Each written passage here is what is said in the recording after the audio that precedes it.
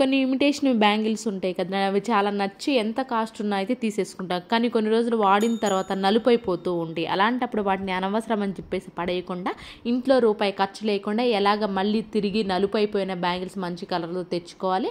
And అలానే ఇంకొన్ని మంచి టిప్స్ అయితే, యూస్ఫుల్ టిప్స్ అయితే చూసేద్దామండి. టమాటా సాస్ ఉంటుంది కదా, టమాటా సాస్ చాలా కొంచెం అంటే చాలా తక్కువ క్వాంటిటీ అయితే తీసేసుకున్నాను. దేనికి ఉపయోగిస్తాం అనుకుంటున్నారా? మన కిచెన్లో ముఖ్యంగా స్విచ్ బోర్డ్ ఏంటంటే ఆయిల్ మరకలు పడి జిడ్డుగా ఆయిల్గా ఉంటుంది కదండి.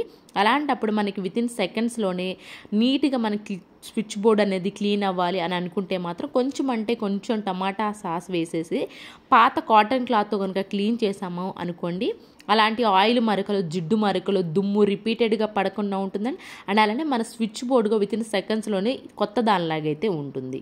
అండ్ నెక్స్ట్ టిప్ వచ్చేసి స్పెక్స్ బాక్స్లు ఇప్పుడైతే ప్రతి ఒక్కళ్ళలో అవైలబుల్లో ఉంటున్నాయి కదండి.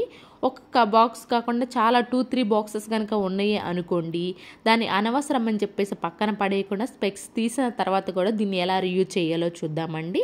దీని లోపల ఏంటంటే మన ఊర్లకి వెళ్ళేటప్పుడు కానివ్వండి, లేదు అంటారా మనకి ఇంట్లో ఏదైనా కీ దాచిపెట్టుకోవాలని, ఒకే కీ కాకుండా డోర్కి మన డోర్ లాక్ కీస్ 2-3 ఉంటాయి కదండి. బండి కీస్ కానివ్వండి, కార్ కీస్, ఏమైనా 2 pairs అయితే ఉంటాయి కదా, వాటిని ఎక్కడ పడితే అక్కడ పడేసే బదులు ఈ విధంగా స్పెక్స్ బాక్స్ కనుక ఉంది అనుకోండి, మనకి ఎక్స్ట్రా కీ ఏదైతే ఉందో ఈ విధంగా బాక్స్ లోపలైతే పెట్టేసుకున్నామే అనుకోండి, మనకు అవసరమైనప్పుడు ఈజీగా అయితే కనిపిస్తుంది. అండ్ అలానే మనకి మళ్ళీ స్పెక్స్ బాక్స్ని కూడా రీయూజ్ చేసిన వాళ్ళం అయితే అవుతాము. నెక్స్ట్ టిప్ వచ్చేసి బాదం.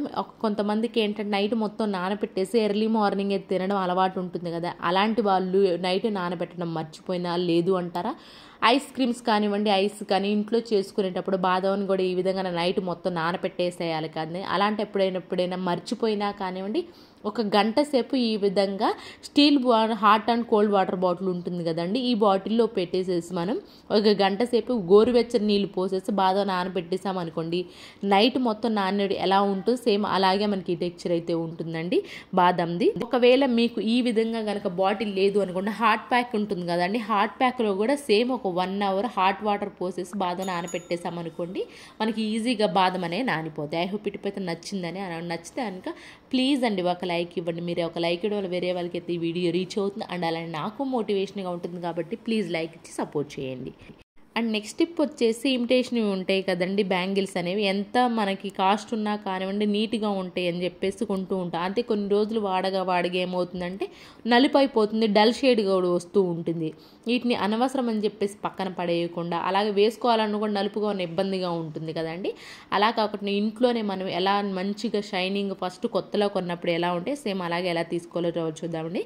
దానికోసం ఏంటంటే ధూప్ స్టిక్ ఉంటుంది కదా, ధూప్ స్టిక్ కోసం వచ్చిన నుసి ఉంటుంది కదా, ధూప్ స్టిక్ లేదు అంటారా అగరబత్తికి వచ్చిన నుసి కూడా వాడచ్చండి. ధూప్ స్టిక్ అనుకోండి మనకు ఒకేసారి ఎక్కువ వస్తుంది కదా, దానిలోనే వైట్ వెనిగర్ కానివ్వండి, లేదు అంటారా చిల్లీ వెనిగర్ ఉంటుంది కదా, ఈ రెండిట్లో ఫాస్ట్ ఫుడ్లో వాడుతూ ఉంటారండి ఈ చిల్లీ వెనిగర్స్ అనేవి.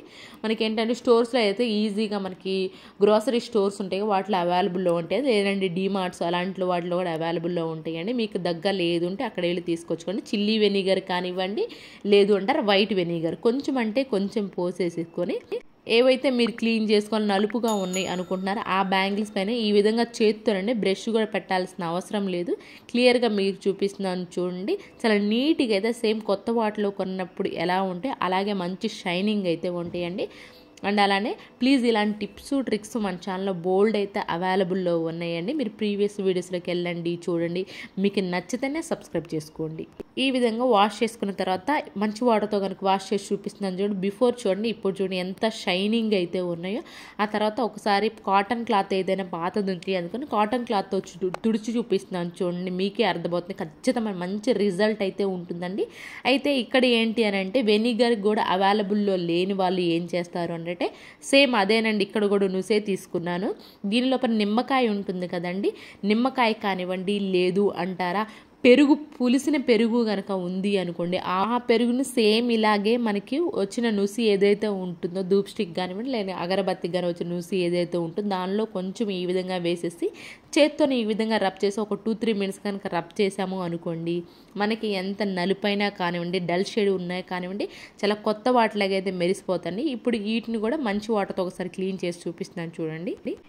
ఎవరికైనా సరే కానివ్వండి ఈ విధంగా నలుపైన బ్యాంగిల్స్తో ఇది ట్రై చేయండి. నేను చాలా సింపుల్గా మీకు ప్రతిదీ ఎక్కడ స్కిప్ చేయకుండా కూడా చూపిస్తున్నాను. చూడండి మనకి ఎంత మంచి కలర్ అనేది బిఫోర్ చూడండి, ఇప్పుడు చూడండి మంచి షైనింగ్ ఉంటుంది. ఎట్ ద సేమ్ టైం ఏంటంటే ఆ నలుపు అనేది లేకుండా అయితే ఉంటుంది. ఈ టిప్ ఎవరికైనా యూస్ఫుల్గా అనిపిస్తే మాత్రం ఈ విధంగా బ్యాంగిల్స్ నలుపైన వాళ్ళు కొత్త షేడ్లోకి మళ్ళీ తీసుకురావాలనుకుంటే మాత్రం ఈ విధంగా కనుక ట్రై చేశారు అనుకోండి, ఖచ్చితంగా మనం కొత్తలో తీసుకొచ్చినప్పుడు షాప్ నుంచి తీసుకొచ్చినప్పుడు ఎలా ఉంటాయో సేమ్ అలాగే ఉంటాయి.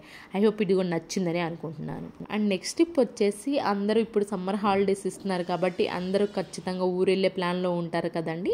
అయితే కొన్నిసార్లు ఏమవుతుంది అని అంటే ఫోల్డింగ్ కనుక బట్టలు నీట్గా లేదు అనుకోండి, ఒక బ్యాగ్ తీసుకెళ్లే బదులు ఎక్కువ బ్యాగ్స్ పట్టాల్సి ఉంది. అలా కాకుండా సింపుల్గా ఈ విధంగా లెగ్గిన్ అలాగే టీషర్ట్స్ పిల్లలవి కనుక ఉన్నాయి అనుకోండి, ఈ విధంగా సింపుల్ మెథడ్లో కనుక ఫోల్డ్ చేసుకున్నారనుకోండి, నేను చూపించినట్లు మాదిరిగా ఈ విధంగా ఫోల్డ్ చేసుకోవడం వల్ల ఏంటి అని అంటే ఎన్ని జతల బట్టలు ఉన్నా సరే కానివ్వండి, ఈజీగా మనకు ఒక బ్యాగ్లో పట్టాలి అని అనుకుంటే మాత్రం ఎక్కువ బట్టలు తీసుకెళ్ళాలి అనుకున్న వాళ్ళు ఈ సింపుల్ మెథడ్లో కనుక ఫోల్డ్ చేసుకున్నారే అనుకోండి, ఎక్కువ బట్టలను తక్కువ బ్యాగులో అయితే తీసుకెళ్ళచ్చు. ఐ హోప్ ఇది కూడా నచ్చిందని అనుకుంటున్నాను. ఏనండి ఈరోజు టిప్స్ ట్రిక్స్ యూస్ఫుల్గా అనిపిస్తే మాత్రం ఈ టిప్స్ ఒకసారి ట్రై చేయండి. ఏది మీకు బాగా నచ్చింది అనేది కూడా కమెంట్ బాక్స్లో కమెంట్ చేయండి, లైక్ చేయండి, షేర్ చేయండి, సబ్స్క్రైబ్ చేసుకోవడం మాత్రం అసలు మర్చిపోకండి.